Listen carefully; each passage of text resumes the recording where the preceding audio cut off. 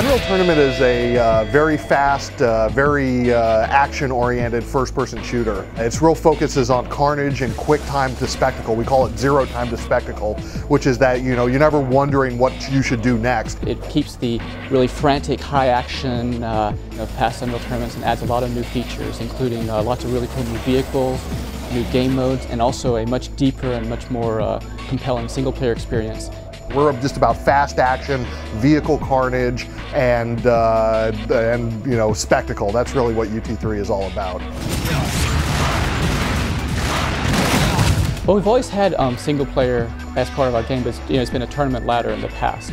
And we've always had really good AI, so it's fun to play by yourself, but we've really never had it connected together in a story. I think the best analogy to use with our single player campaigns is it's kind of the same thing that a good RTS would have as a single player campaign. It has a story, it has branches that you can take, so there's lots of decisions you can make within the campaign. You really get this sense of moving through a world and a story. Nice thing that we did was bring personalities to your teammates. And in previous UTs, they would have various taunts and status things that they would say. But this time around, you've got 3 distinct personalities in addition to yourself as a distinct personality that you're playing with in every mission in the single player campaign. And then of course the other really cool thing about the single player campaign is that you can play it in co-op. So it kind of is a single player and a multiplayer mode all in one. So when you take it all together, it's by far the most ambitious single player we've done for a UT title.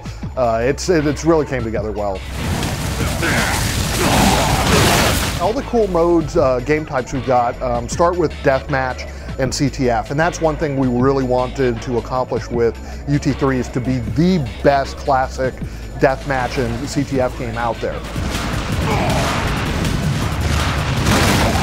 Warfare is our big game type this time around. That's probably there's more Warfare maps than any other game type. Well, Warfare kind of combines the elements from the Onslaught and Assault game types of past Unreal Tournaments. And really what it has is got the Onslaught large-scale combat with node control that kind of gives you this sense of front lines and pushing forward and back on a map. And at the same time, we've brought in all these kinds of special missions and objectives from Assault.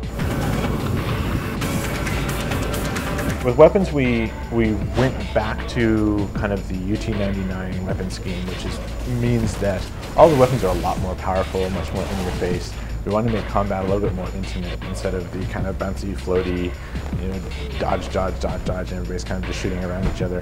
Now it's more about just coming head to head and just blasting the heck out of each other. So we're about 40 maps, a little over 40 maps in the game right now, which is a lot, and especially when you think about Unreal Engine 3 and the amount of effort it takes to create all that content.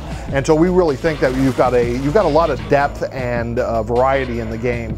Moving into UT3, there's a lot of new vehicles, a lot of returning classics from from 2K4, the Onslaught mode that was there. All of those vehicles have been slightly retooled and tuned to be a little bit better, some new abilities on them, definitely a visual overhaul on all of them, and a control overhaul since everything is now physics-based. But we've also introduced a whole new lineup of vehicles from the Necros character.